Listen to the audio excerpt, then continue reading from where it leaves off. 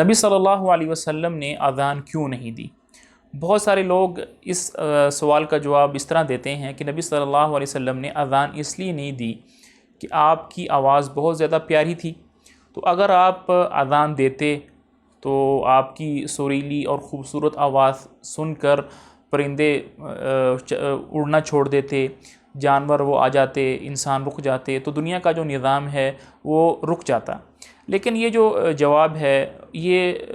یعنی محبت میں دیا گیا جواب ہے اور کوئی مناسب جواب نہیں ہے، کیونکہ اگر آپ صلی اللہ علیہ وسلم نے اذان نہیں دی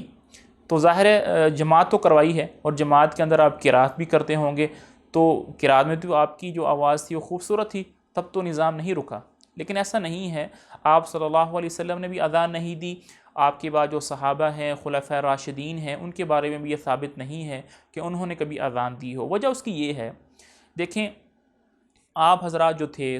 نبی صلی اللہ علیہ وسلم اور خلفاء راشدین، آپ لوگ امام تھے مسلمانوں کے، اور امام کے بہت سارے کام ہوتے ہیں۔ امام کا کام ہوتا ہے دین کی تبلیغ کرنا، اور مسلمانوں کے باہمی فیصلے کرنا،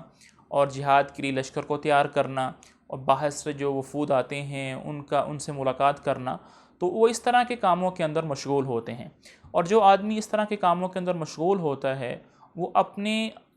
وہ اپنے آپ کو کیسے اذان کے لیے فارغ کر سکتا ہے؟ تو اس لیے علماء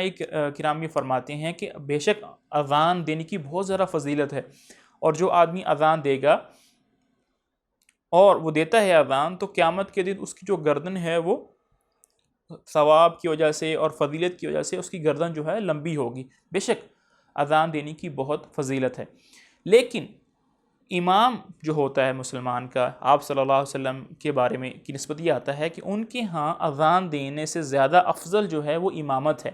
مسلمانوں کے فیصلے کرنا، لشکر تیار کرنا، یہ کام ان کے لیے زیادہ امپورٹنٹ تھے، زیادہ اہم تھے، اس لیے آپ حضرات کو وقت نہیں ملا، اور اس لیے آپ حضرات نے اذان نہیں دی۔